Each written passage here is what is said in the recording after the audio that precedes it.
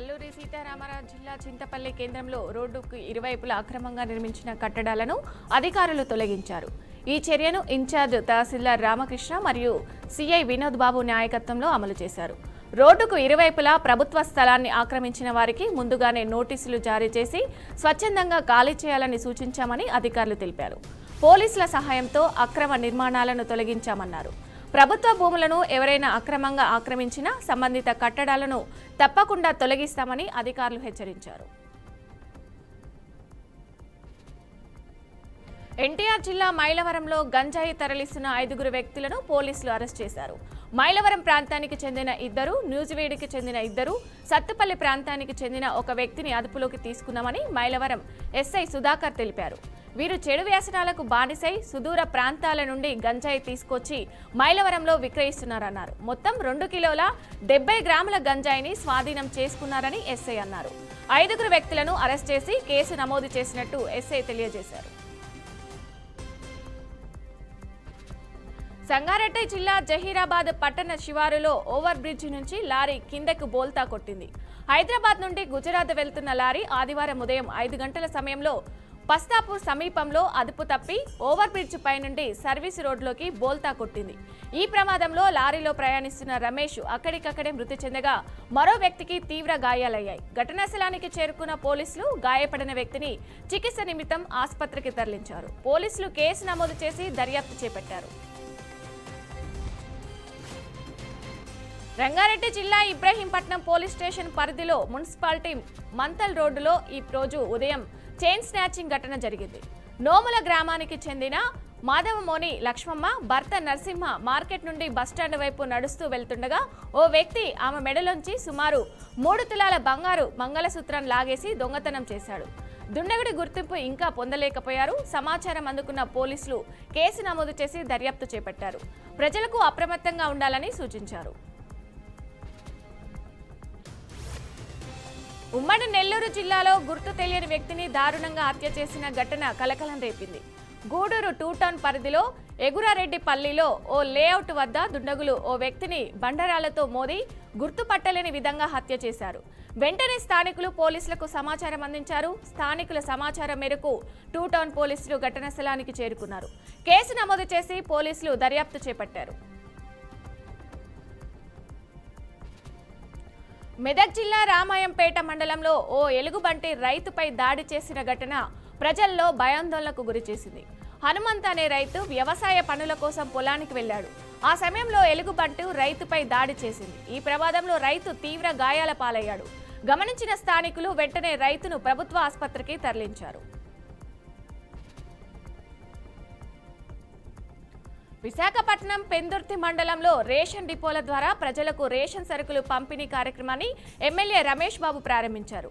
1వ తారీఖు నుంచి 15వ తారీఖు వరకు రేషన్ డిపోల ద్వారా ప్రజలకు నిత్య సరుకులు పంపిణీ చేస్తున్నామని ఎమ్మెల్యే పంచకర్ల రమేష్ బాబు పేర్కొన్నారు. రేషన్ సరుకులు తీసుకోవడంలో ప్రజలకు ఎటువంటి ఇబ్బందులు కలిగినా తమ దృష్టికి తీసుకొస్తే తక్షణమే పరిష్కరిస్తామని వెల్లడించారు.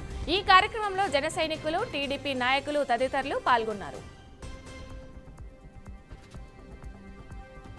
కడప జిల్లా బద్వేల్ పట్టణంలో బద్వేల్ మున్సిపల్ కమిషనర్ నరసింహారెడ్డి ఆధ్వర్యంలో యోగాంధ్ర కార్యక్రమం నిర్వహించారు. ఈ కార్యక్రమానికి కొంతమంది revenue department, fire department, municipal department వారు, కొంతమంది మహిళలు పాల్గొని అందరూ కొన్ని యోగాసనాలు చేశారు. అనంతరం మున్సిపల్ కమిషనర్ నరసింహారెడ్డి యోగా కార్యక్రమం సంబంధించిన పూర్తి విషయాలు తెలియజేశారు. అదే తరుణంలో యోగా మాస్టర్ అమర్నాథ్ రెడ్డి యోగా చేయడం వల్ల కలిగే లాభాల గురించి వివరించారు. అన్నమయ్య జిల్లా రైల్వే కోడూరు మండలం మైసూరివారిపల్లి గ్రామ పంచాయతీ పరిధిలోని మ్యాంగో మార్కెట్ యార్డును టీడీపీ రైల్వే కోడూరు నియోజకవర్గ incharge Kadapa urban development authority chairperson Mukka Rupananda Reddy మరియు రైల్వే కోడూరు నియోజకవర్గ శాసనసభ్యులు ఆరవ శ్రీధర్ కలిసి పర్యటించారు. రైతులు మండీ యాజమాన్యులతో కలిసి సమావేశం నిర్వహించారు. సుమారు 70 మండీలను పరిశీలించి వారికి ఎదురవుతున్న సమస్యలను తెలుసుకున్నారు. మామిడికాయల కాపు ధర స్థిరంగా లేకపోవడంతో రైతులకు నష్టమే జరుగుతుందని, మార్కెట్లో ధరలు తగ్గిపోవడంతో దళారులు తగిన రేటు ఇవ్వడం లేదని ఆవేదన వ్యక్తం చేశారు. నెల్లూరు జిల్లా బుచ్చిరెడ్డిపాలెం మండలం పోలినాయుడు చెరువు గ్రామంలో ఇటీవల జరిగిన రఫీ హత్య ఉదాంతం మరవక ముందే గ్రామంలో మరోసారి ఉద్రిక్తత నెలకొంది. రఫీ సమీప బంధువు అయిన యాస్నానిపై ఆటోలో ఇంటికి వెళ్తుండగా అదే గ్రామానికి చెందిన కొందరు వ్యక్తులు దాడికి పాల్పడ్డారు. ఈ దాడిలో తీవ్రంగా గాయపడిన యాస్నానిని కుటుంబ సభ్యులు ఆసుపత్రికి తరలించారు. ఈ ఘటనపై పోలీసులు ఫిర్యాదు చేస్తామని తెలిపారు. పోలీసులు తమకు న్యాయం చేయాలని వారు విజ్ఞప్తి చేశారు. కాకినాడ జిల్లా ఏలేశ్వరం మండలంలోని సిరిపురం గ్రామంలో ఎమ్మెల్యే వరపుల సత్యప్రభ చౌక ధరల దుకాణంను ప్రారంభించారు. అనంతరం పేదలకు నిత్యావసర సరుకులు పంపిణీ చేశారు. స్థానిక నాయకులు, రెవెన్యూ అధికారులతో కలిసి గ్రామంలోని వికలాంగులు, వృద్ధుల ఇంటికి వెళ్లి వారి వద్ద నేరుగా సరుకులు అందజేశారు.